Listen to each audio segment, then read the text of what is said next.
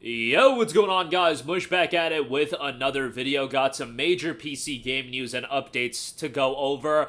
A huge free upcoming game gets an update, it gets a name change, and quite possibly the worst name for a video game I've ever heard. I don't think that is hyperbole. My goodness, why couldn't we have just kept it to Project L? Project L, officially titled 2XKO! It launches for PS5, Xbox Series, and PC in 2025. A new trailer has dropped for the game. Now, the game itself, as a fighting game, looks absolutely awesome. This game looks so slick in terms of presentation, style.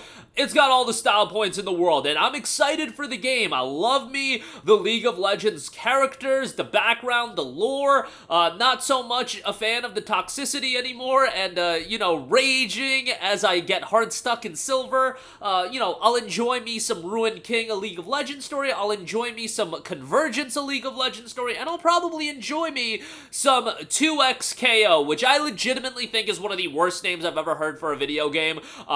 I'm sure that at some point I'll get used to the name of the game, and obviously sometimes it's just, you gotta let the name settle in, but man, I think it's awful. Like, did somebody let Elon Musk title this damn video game? Because, to be fair, I took that joke from the YouTube comment section for the trailer. I am not that witty to think of that joke, but nonetheless, did Elon title this game? Because this is an absolutely terrible name in my opinion, but who cares? The game itself looks great, and I'm really excited for it.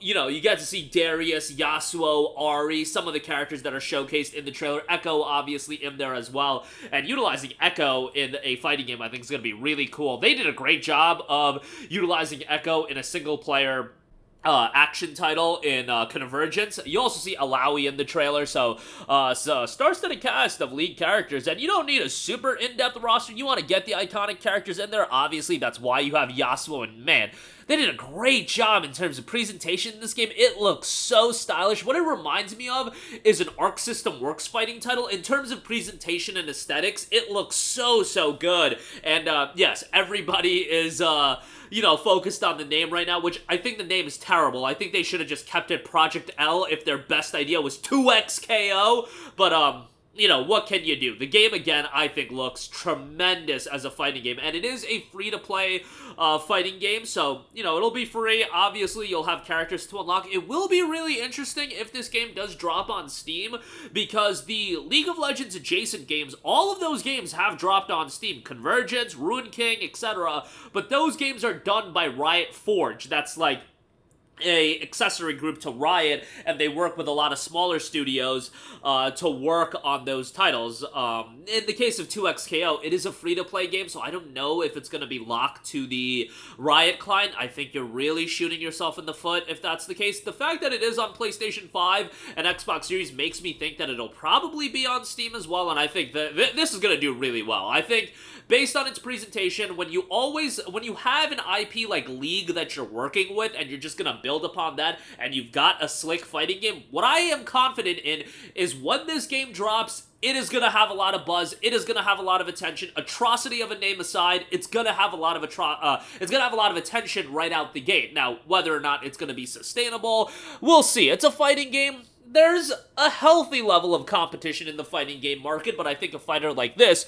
is, again, gonna have an inherent level of interest based on the IP that it's coming from and the fact that it does look so good.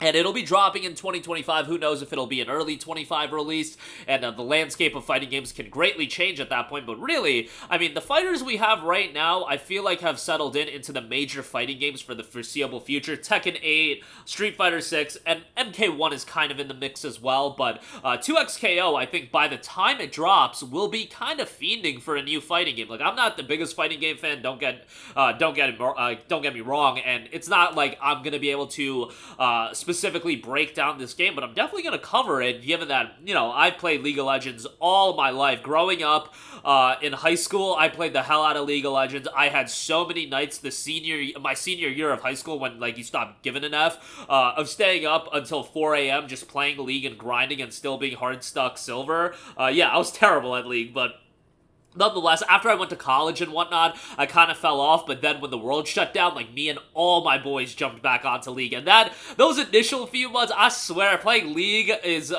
during the early days of the shutdown, gonna be some of my most fond memories, I think, in my life, because, you know, the shutdown was crazy, but those 6 months, we were just all grinding on League, me and my boys, that was a ton of fun, but, yeah, League is something I'm not going to go back to, but I will play games like Ruined King, I will play games like Convergence, and I absolutely will check out, as much as I hate the name, 2XKO. Hoping it turns out well, hoping it's something that people end up enjoying and it has a lot of longevity attached to it, because I think most people agree, at least the people that grew up with League, we have a lot of fond memories towards the characters, the IP, the world. There's a lot to like about League in that regard, and I think they have, like, some of the best designed characters. The characters look really cool. Like, you look at a Yasuo, an Aatrox. I was a big Jace player. Like, Jace was my main, and maybe that's why I was hard stuck silver. But, like, Jace and all of these characters, like, they're so well designed in terms of character aesthetics, and the lore is so interesting, and now they're branching off in other ways, and people are invested into the world of League of Legends in so many different ways, like a Ruined King, like an Arcane, the television series, which, by the way, will be getting Season 2, I believe, in the fall of this year, and I think it's such a good idea to expand League as an IP, outside of the game. The game is what it is. It's always going to have an incredibly dedicated audience, and it's going to be the biggest MOBA on the market. That goes without saying.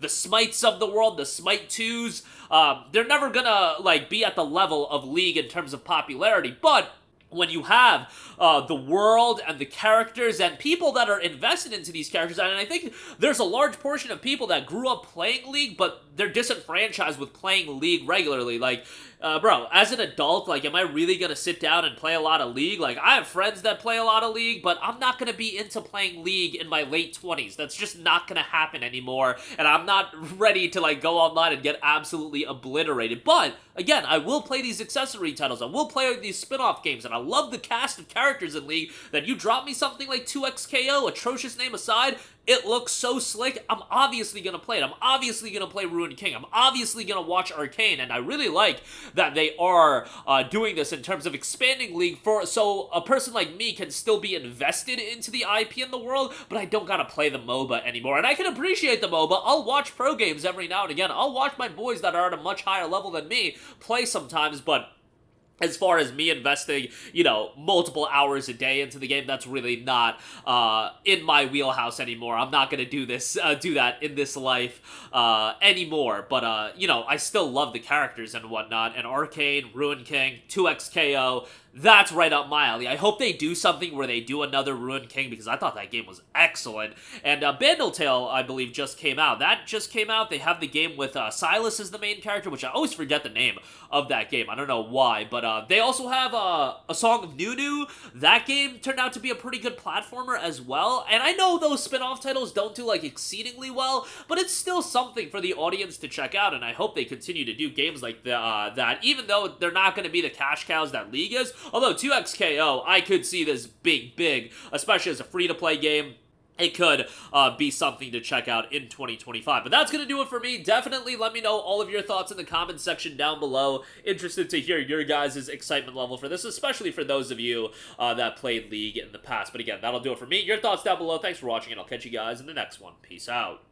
Hey, what's going on, guys? Mush here again. Hope you enjoyed the video. As you guys might know, YouTube's notification system is sometimes a little bit wonky, even if you're subscribed to the channel. Maybe you're not abundantly aware that I uploaded a video. To remedy that situation, make sure you hit the bell notification button. This way, whenever I upload a new video, and I try to upload as consistently as possible, you will be notified directly of the upload, and you can watch it as soon as it goes live. I would really appreciate if you guys hit that button so you can stay up to date with all of the content I'm posting. But as always, guys, thanks for watching, and I'll catch you guys in the next one. Peace out.